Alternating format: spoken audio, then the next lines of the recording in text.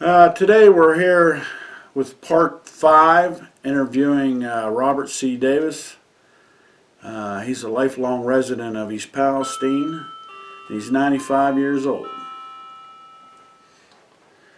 All right, Bob. I'm glad to be back over here. Nice to have you. Last time we let off on the interview, I started asking you things about town. What can you tell me about the Hotel Calvin? The Calvin Hotel. Yeah. One that sat up there at Taggart Street, Taggart and Market. That was Hotel Calvin, wasn't it? You're talking about the Meekais? No. Well, you know where the old Union Commercial Building used to be? It's now Huntington Bank. Yes. Remember that big, beautiful building? That was a Lincoln Hotel. Okay. Maybe I have it mixed up. I, Was you ever in that? oh, yeah. Yeah. Did you, they had a restaurant or something in the basement there? There was a restaurant downstairs, and that was where they served breakfast and lunch. And then upstairs, off of the main entrance where you come in off to the right, that was the main dining room. And it would seat quite a few people, and that's where the evening dinners were served. There was also a bank in there too, wasn't Yeah, there? Union Commercial and Savings Bank. Hmm. And as I was telling you last week, in 1937, when I was in high school, Mr. Galbraith lived up the street from us on East Main Street. And he always saw me washing cars there. And he says, Bob, he says, how about stopping in the bank tomorrow on your way home from school? And I said, yes, sir, I will do that. I had no idea what they were getting into. So I went in after school that evening, and he asked me if I'd be interested in coming in after school at night. And after banking hours, Right. which was at 3 o'clock in those days, and clean up the bank, get it ready for the next day. And on Saturday mornings, wash the windows down, stuff like that. And that job paid me the fabulous salary of $3 a week. $3 a week. $3 a week. And in the winter time when there was snow on the walks, I was to come down and clean up the walks before I went to school. Now the bank opened at 9 o'clock in the morning, and to make sure I had the walks all cleaned off, I went to our principal at the high school, and his name was Wally Clay, a stern principal. Hmm. And I talked to him, and he says, well, Bob, how's your grades? I said, I'm doing okay. And he said, come in tomorrow, and I'll give you the answer. And he told me, he says, it's okay if you can't get here on time. Get here as soon as you can. But I expect your grades to be there. Stay the same. I took care of that. Now, there was also a library in there too, wasn't there? In the Well, that basement? was later on. Oh, that was later? The library, Did it replace the restaurant? yes, yes it did. On the other side of the hotel, the restaurant was on the left side, and over on the right side was a barber shop In the basement? in the basement. And that's where Angelo had a barber shop there, and when Sam DeCello Yes, I remember him.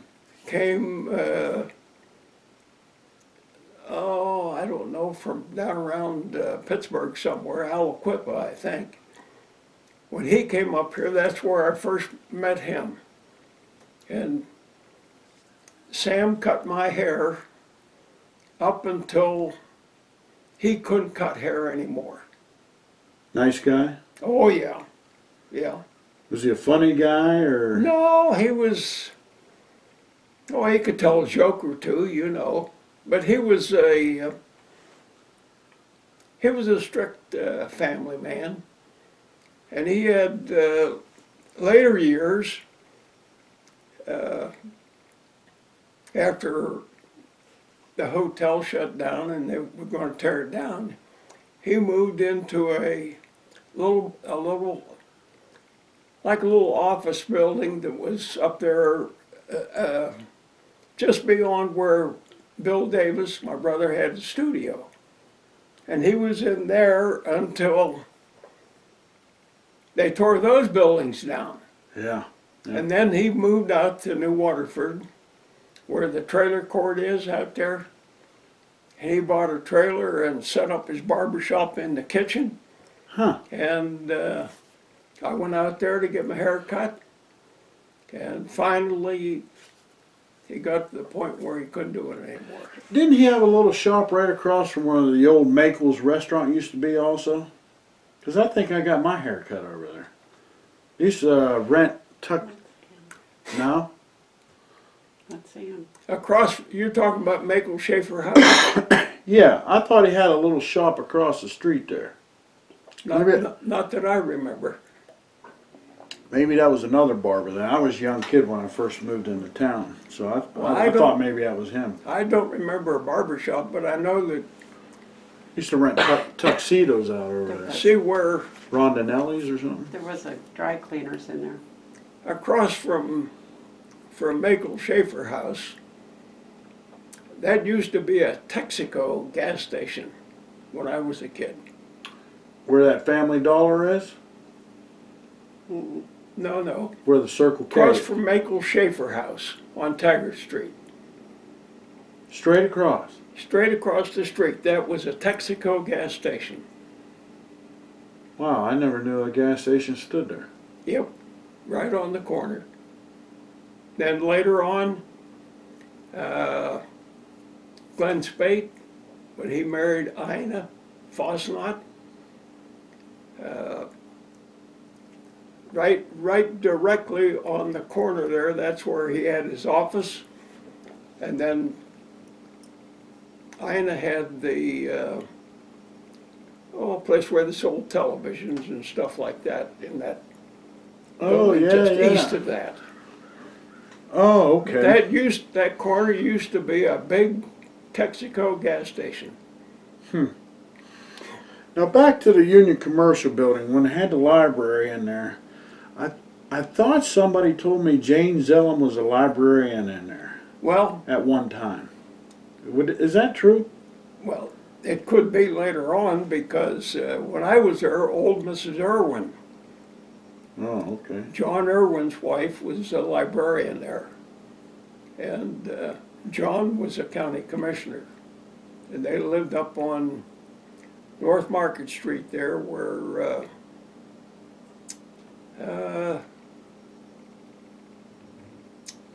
Mary Ann Rich's mother lived, Angelo's widow. In fact, Irwin's built that house. On that Union Commercial Building, the side of Taggart and North Market. Market, was there a set of wraparound cement steps on that building? On the very corner. Their cement steps was the front of the Union Commercial Bank faced North Market Street. Right. And there was cement steps leading up into the bank.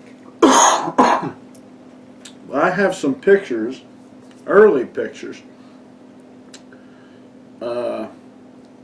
where on the corner of the building there's no cement, like wraparound steps. But I have some later pictures where there are some wraparound steps, where a fellow's walking right into the bank on the corner. Do you remember those steps? I wish I had a picture to show you. Did you remember them being talking? I remember seeing that. The steps were straight off of Right. Market Street. And there was probably maybe 5 or 6 steps up to that level. First, to go into the door. And there were big double doors there. Then when you got in the bank, you stepped up 2 more steps. And that was the level of the First floor. first floor, yeah. Now, the interior of that building, did it have really like beautiful type ceilings? Yes, and Like the woodwork? the most beautiful mahogany woodwork probably any carpenter could make. What year did they tear that building down roughly? Do you have any idea? Was it in the Well- 70s or 60s? Must have been in No, I think it was before that. the 50s sometime. Joe Chamberlain was there when I was there. And then Roy Beck, who was a Ford dealer, he became president. And I think he was the last one there. Probably, well, let's see, that was in the 30s, 40s, 50s, 60s, somewhere along there. Back in those days, in 1948, I started traveling all over the country in Canada for a company out of Cincinnati, Ohio. And a lot of things she can tell you, a lot of the things that happened during the town, because I would usually get back home on Friday afternoon, leave on Sunday night or Monday morning. The rest of the week I was out there on the road somewhere. Driving? No, flying. Flying. What was you into again? Insurance? Wasn't it? I was What kind of job had you traveling? I was working for. I started out with Lawrence. 12 minutes. I started out traveling for Lawrence Hart, and they had a distributing business. And I traveled the territory from 1948 to 54, eastern Ohio and western Pennsylvania. In 54 to 65, I went directly with the factory out of Cincinnati, and that's when I traveled all over the country on sales promotion work. Did you hate being gone all the time? Huh? Did you hate being gone all the time? It got old. Didn't take long to get old, did it? No, it got old. When Yeah. Sunday night rolled around, was you just dreading you had to leave again? I hated to leave on Sunday night. I didn't mind too much Monday morning. But if I was going to California or somewhere down in Texas or out of Portland, Oregon, Seattle and places like that, I'd leave on Sunday night. I used to drive truck over the road, and I tell you what, Yeah, it gets old it sure does. real quick. It sure does. Let's see here. The Hotel Grand. Well, you know what? I'm going to come back to that one because that's going to be a long topic. How about the Opera House? You remember the Opera House? Well, this is what we talked about last week. The second floor of the Failer Building downtown. Yeah. That's where you think, or you say Bob Hope was, Yes, in a Failer building. yes, and the You're late, 100% sure on that. well, the man. I'm not questioning you. I'm just, because people keep telling me down there where the Well, Sparkle is. that was a Liberty Theater down there on South Market. That was a Liberty Theater, and that theater burnt to the ground when I was a kid. You seen it? You Yes, seen I it? did. You seen it on fire? Yes, I did. I was there. 15 minutes. And the man who lived to be 103, that was Mr. Ward, old Ben Ward, told me, and Mr. Rookenbrod, that's young Kenny's father who had the meat market, also told me, and that I didn't know the lady's first name, but well, now it slipped my tongue. Thelma Herbert. Doggone it. Thelma Herbert. Thelma Herbert, yeah. She played. She played the piano for Bob Hope. And she's the one that went up to when he came in on the train from Cleveland, she's the one that went up and escorted him down to where he was going to. Before he ever became famous, huh? Huh. That was before he ever became famous. That was his first stage appearance, Yeah, right? that's right. So nobody knew he was going to become this Bob Hope that, Well, like a legend. oh no, huh? He mentioned that one time on the Johnny Carson show Really? about where Johnny asked him where he got his first start in East Palestine, Ohio, came up in that conversation. Huh. And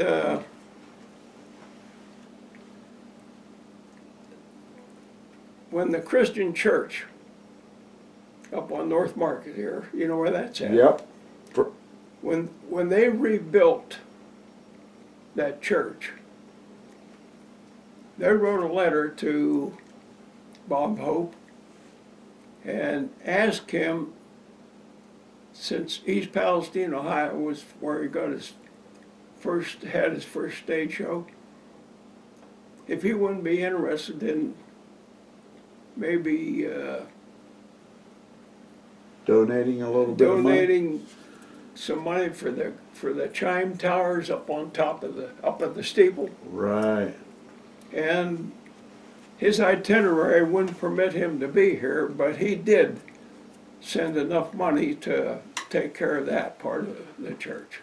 Wow, that is a great story. I've heard that a couple times. Yeah. And it's nice to hear it come from you because, hey, you were almost kind of like there, right?